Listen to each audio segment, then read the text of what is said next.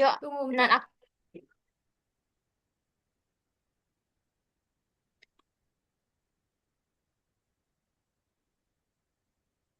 Oke, bentar ya.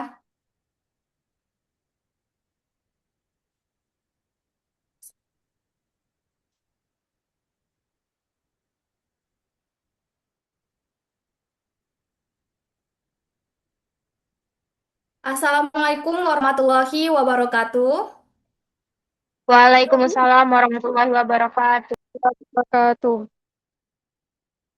Selamat malam dan salam sejahtera untuk kita semua. Salam Om Swastiastu, Namo Buddhaya, salam kebajikan. Perkenalkan, nama saya Nehatri Aulia dari program studi Administrasi Publik. Saya aduh ya Allah,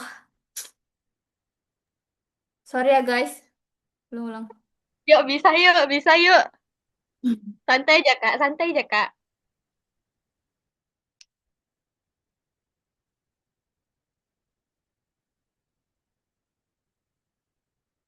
Assalamualaikum warahmatullahi wabarakatuh. Waalaikumsalam Waalaikumsalam warahmatullahi warahmatullahi wabarakatuh. wabarakatuh. Selamat malam dan salam sejahtera untuk kita semua. Salam Om Swastiastu, Namo Buddhaya, salam kebajikan. Perkenalkan, nama saya Neha Tria Aulia, selaku moderator dari kelompok kami. Pada kesempatan kali ini, kami akan mempresentasikan paper yang sudah kami kerjakan dengan judul Penyebab dan Dampak Kenakalan Remaja bagi Generasi Muda di Indonesia. Oke, baik. Di sini saya tidak sendiri. Ada anggota saya, anggota kelompok kami terdiri dari Safira Okti Ramadhani. Boleh angkat tangannya, Safira? Oke, baik. Dan juga ada Febiola Feniroida. Boleh, Febiola? Oke. Dan ada Alexandri. Alexandri, boleh angkat tangannya? Oke, baik. Dan di sini juga ada Saripah Siti Mariam. Dan saya sendiri Neha Triaulia. Baik, tanpa berlama-lama lagi, langsung saja kita mulai presentasi kita pada malam ini. Saya langsung persilahkan saja Sapira untuk menyampaikan materi pertama. Kepada Sapira, kami persilahkan. Baik, saya ucapkan terima kasih kepada moderator atas kesempatan saya untuk memberikan dan menjelaskan sedikit materi tentang yang paper kami telah buat, yaitu mengenai penyebab dan dampak kenakalan remaja bagi generasi muda di Indonesia. Oke, teman-teman semua, sekarang kita masuk ke bagian intinya dulu ya. Kita bahas dulu gambaran umum dari kenakalan remaja ini, biar kita semua punya pemahaman yang sama sebelum kita bahas lebih dalam lagi. Baik, di sini ada slide gambaran umum yang dimana berisi tentang definisi dan konsep. Nah, yang pertama kita perlu tahu dulu nih, apa sih sebenarnya yang dimaksud dengan kenakalan remaja? Jadi, kenakalan remaja itu atau istilah ilmiah itu disebut dengan juvenile delinquency adalah perilaku yang menyimpang dari norma sosial, agama, dan hukum. Tapi penting banget nih untuk kita pahami dan dipahami. Ini bukan karena remajanya yang jahat, ini terjadi karena mereka itu sedang di masa transisi dari masa anak-anak menuju ke dewasa. Yang dimana di saat itu masa mereka, emosi mereka itu sangat belum stabil, jadi mereka rentan banget.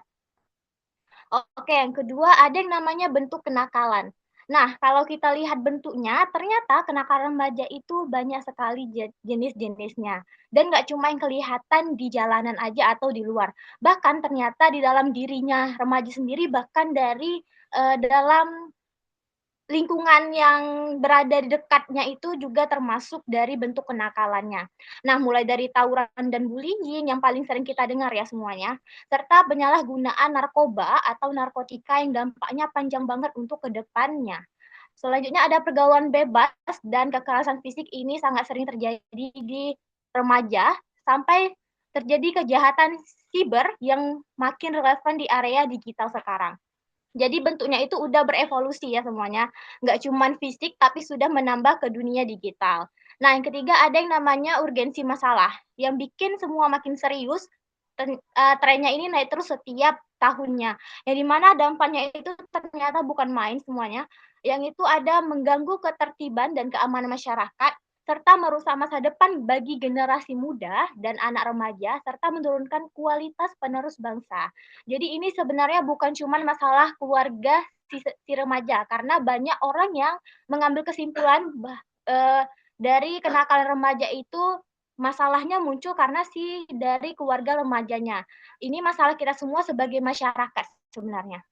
Baik, selanjutnya setelah tadi kita melihat dari gambaran umum serta definisi dari kenakalan remaja, kita masuk pada slide faktor internalnya. Jadi ternyata dari penyebab kenakalan remaja itu ada yang namanya faktor internal. Kenapa remaja itu bisa menjadi seperti itu? Yang pertama ada dari dalam diri remajanya.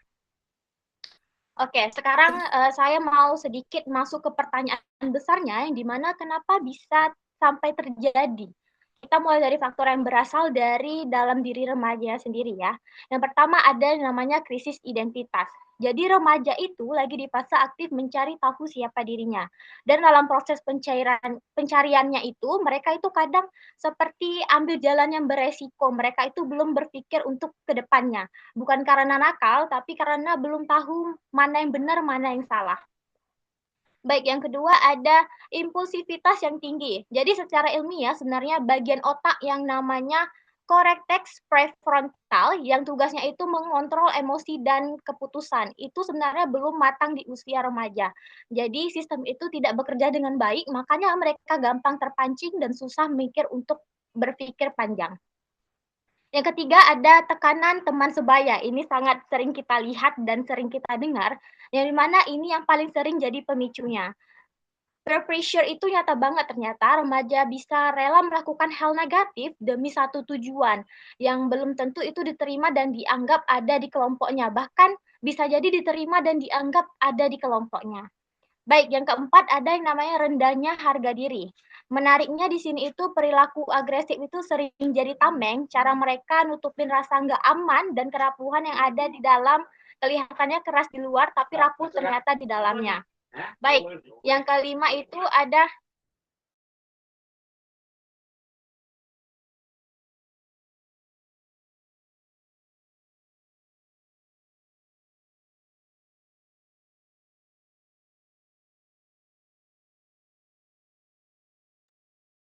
Halo Safira, gimana?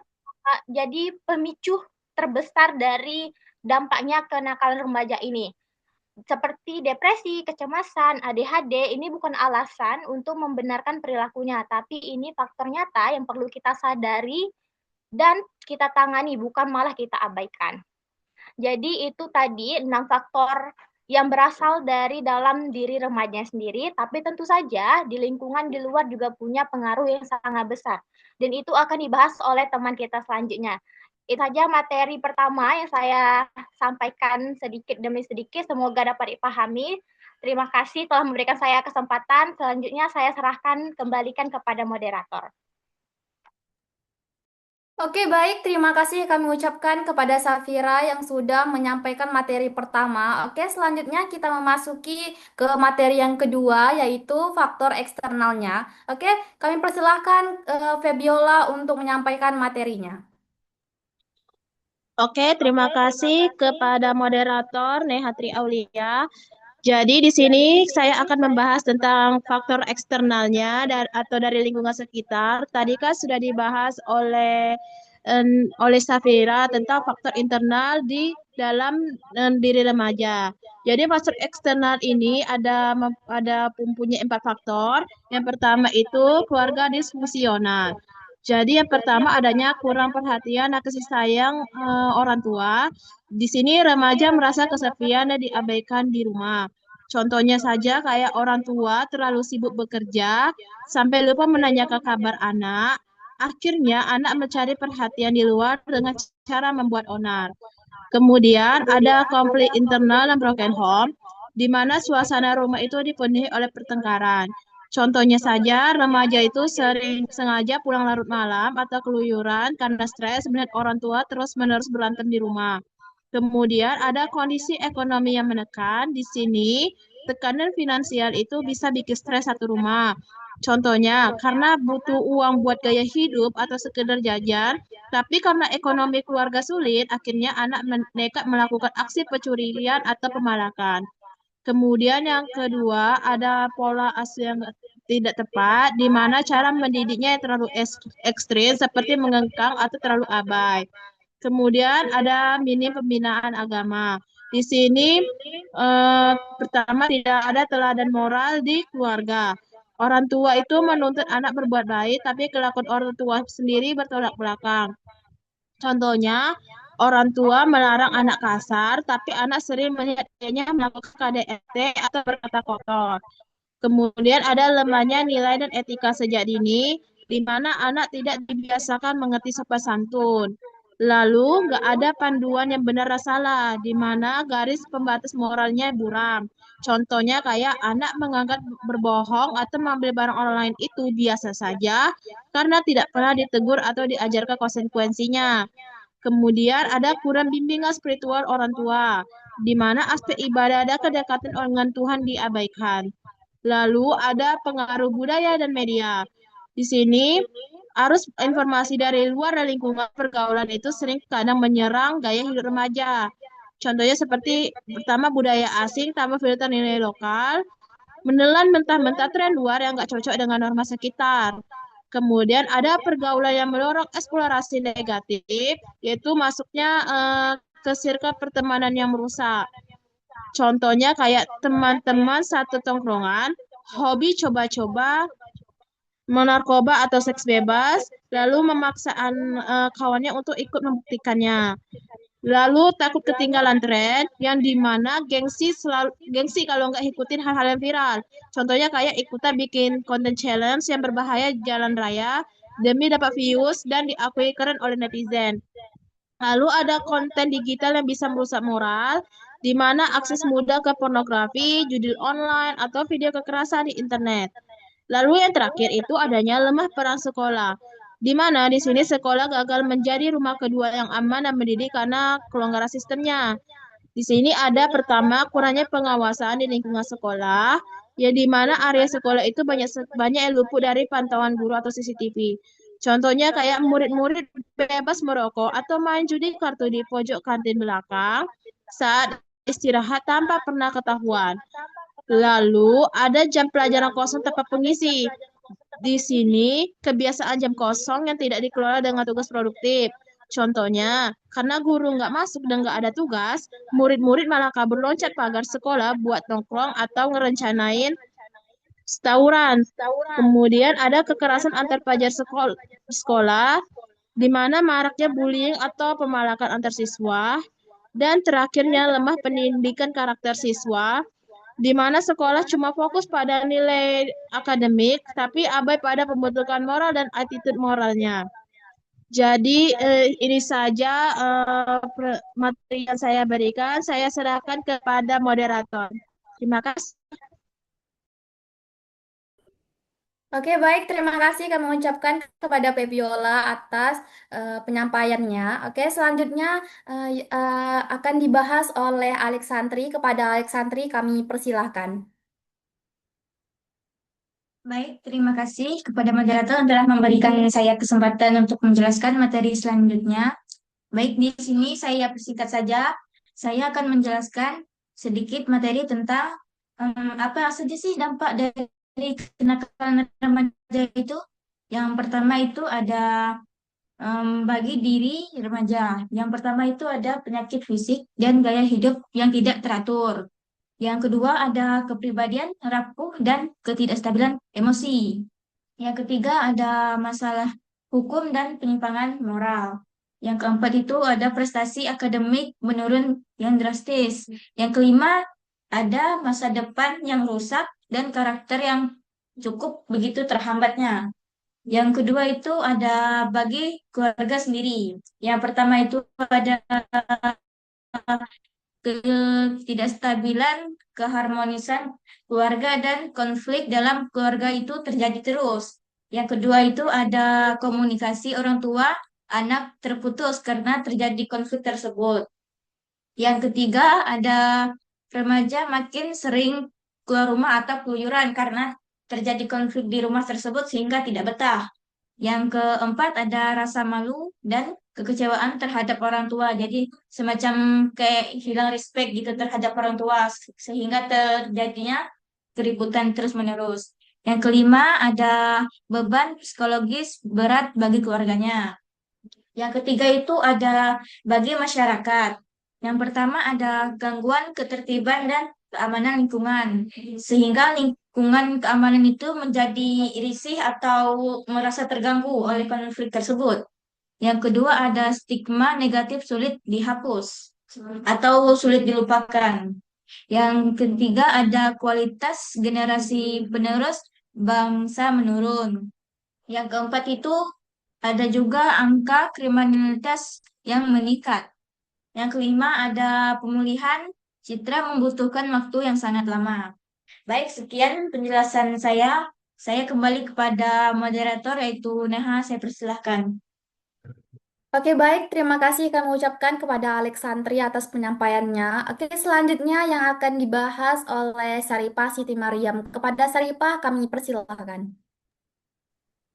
Baik, terima kasih kepada moderator yang telah beri kesempatan kepada saya pada hari ini untuk menjelaskan sedikit materi, yaitu cara mengatasi kenakalan remaja. Baik, yang di mana kenakalan remaja itu terdapat preventif, yaitu pencegahan, yaitu kedua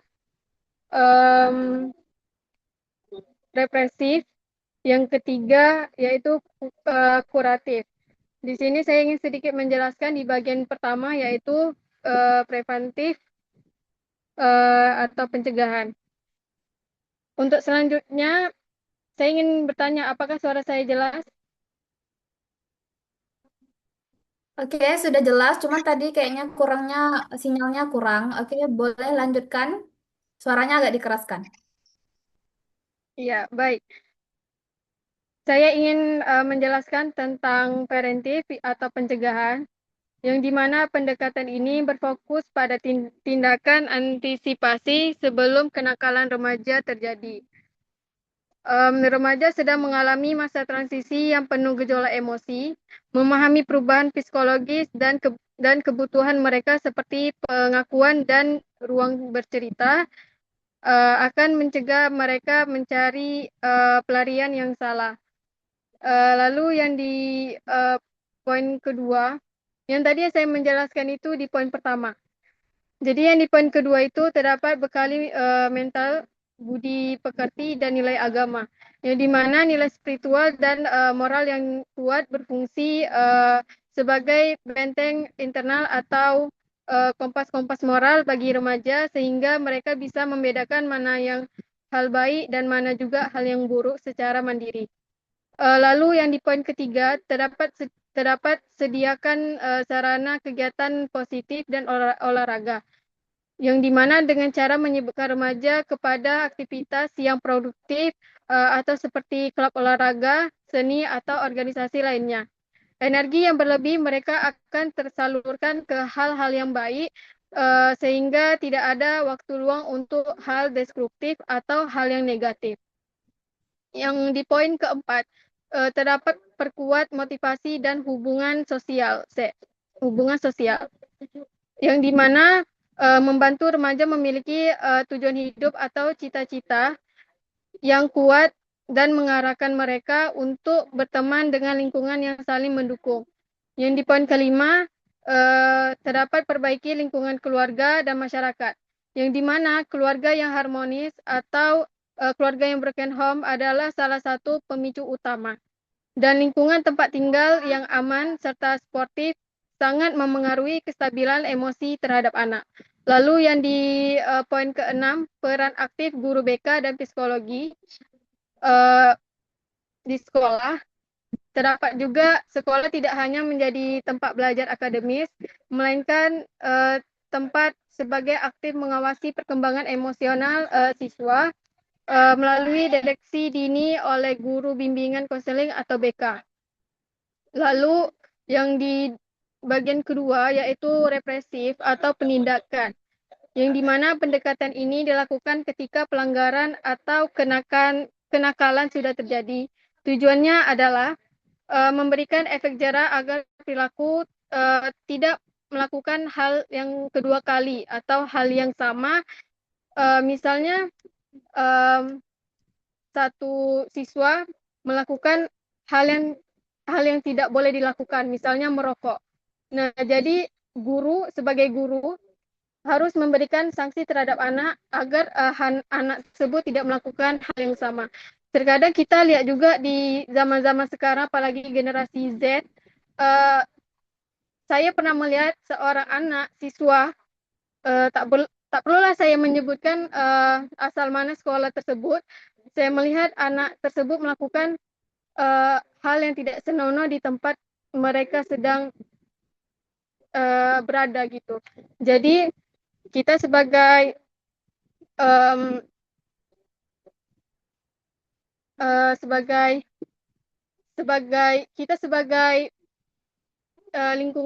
lingkungan keluarga mereka, kita harus memberikan konsekuensi apa yang harus mereka lakukan. Jadi di bagian pertama terdapat penegakan sanksi pidana yang tegas dan adil, yang dimana untuk kenakalan yang sudah termasuk ranah hukum seperti tawuran, bersenjata atau narkoba harus ditegakkan tanpa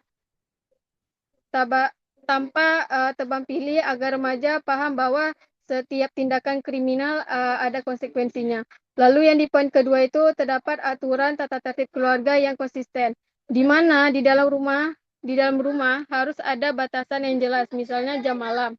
Aturan ini harus dijalankan secara konsisten oleh orang tua, bukan hanya sekedar hangat-hangat teh ayam. Lalu yang ketiga, kewenangan sekolah harus skorsing siswa, yang dimana sekolah harus memiliki ketegasan intensional untuk memberikan skorsing atau sanksi akademis lainnya bagi siswa yang melanggar aturan berat seperti bentuk shock terapi. Lalu yang di bagian keempat, poin yang keempat, yaitu pendataan pelanggaran oleh guru BK. Setiap pelanggaran harus dicatat secara administratif agar guru memiliki rekam jejak perilaku siswa untuk menentukan langkah pembinaan selanjutnya. Lalu yang di poin kelima terdapat peringatan lisan atau tertulis ke orang tua, yang dimana melibatkan orang tua secara formal sejak awal pelanggaran terjadi, sehingga ada kerja sama sinergis antara sekolah dan rumah dalam mendisiplinkan mereka. Lalu yang di poin ke-6 itu terdapat sanksi diterapkan setara di setiap pelanggaran, yang dimana perlakuan hukum atau aturan harus adil. Siapapun yang melanggar atau tanpa melihat latar belakang sosial atau ekonomi harus menerima sanksi yang sama demi menjaga kewibawaan aturan. Lalu yang ketiga yaitu kuratif atau rehabilitas. Pendekatan ini ditunjukkan bagi remaja yang sudah terlanjur melakukan kenakalan atau menyimpang yang cukup parah. Fokusnya adalah membimbing kembali dan mengintegrasikan mereka ke masyarakat. Lalu terdapat 6 poin juga, yaitu poin pertama, pendidikan ulang lewat pembinaan khusus, yang dimana memasukkan remaja ke lembaga pemasyarakatan khusus anak, pesantren, atau pusat rehabilitas untuk mendapatkan pembinaan karakter yang lebih esentif. Lalu yang kedua, keteladanan dari figur orang tua dewasa, menginspirasikan remaja dengan mengenalkan atau pertemukan mereka dengan sosok dewasa yang sukses, atau terutama mereka yang dulu pernah nakal namun berhasil bangkit agar muncul motivasi untuk berubah.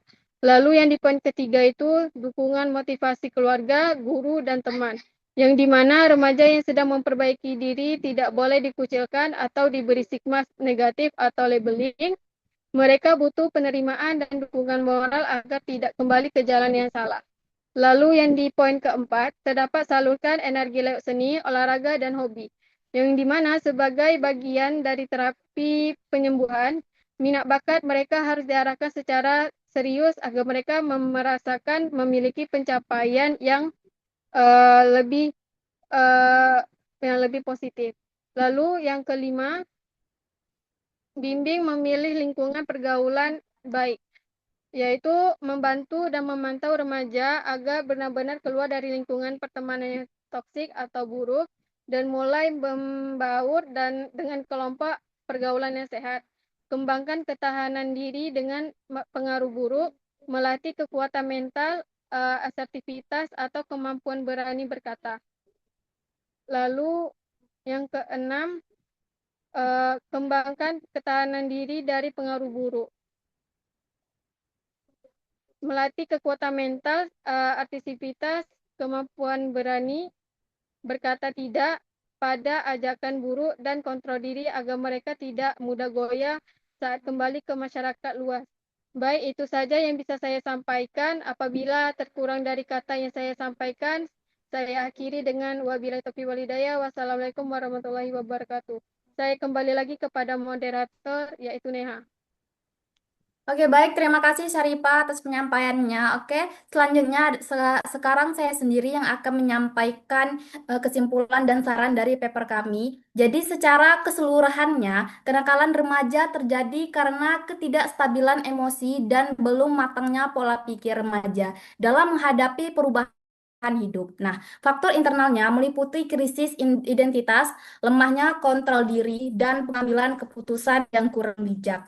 Nah, sedangkan faktor eksternalnya meliputi kurangnya pengawasan orang tua, lingkungan yang negatif, pengaruh media, dan globalisasi, serta lemahnya pendidikan karakter. Nah, yang tadi sudah dijelaskan oleh Safira dan Febiola. Oke, selanjutnya dampaknya tidak hanya ke individu, tapi juga ke keluarga dan masyarakat luas. Mulai dari terganggunya keharmonisan keluarga sampai menurunnya ketertiban sosial. Oke, untuk sarannya dari saya, orang tua perlu membangun hubungan yang hangat dan terbuka, jadi tempat berbagi yang nyaman agar anak tidak cari pelarian di luar. Sekolah perlu memperkuat pendidikan karakter secara berkelanjutan. Masyarakat perlu menciptakan lingkungan yang aman dan kondusif. Nah, bagi remajanya sendiri, bijaklah dalam mengambil pergaulan dan isi waktu dengan hal yang bermanfaat. Nah, karena generasi muda adalah penerus bangsa, mereka perlu dibina dengan karakter yang kuat, akhlak yang baik, dan semangat yang positif bagi Indonesia. Oke, demikianlah presentasi paper kelompok kami. Terima kasih kepada Safira, Febiola, Alexandri, dan Saripah atas penyampaian materinya pada malam ini. Semoga apa yang kami sampaikan pada malam ini bisa bermanfaat bagi kita semua. Mohon maaf apabila ada kekurangan dalam penyampaian kami. Wassalamualaikum warahmatullahi wabarakatuh. Waalaikumsalam warahmatullahi wabarakatuh. Terima Baik. kasih moderator, terima kasih semuanya. Sama.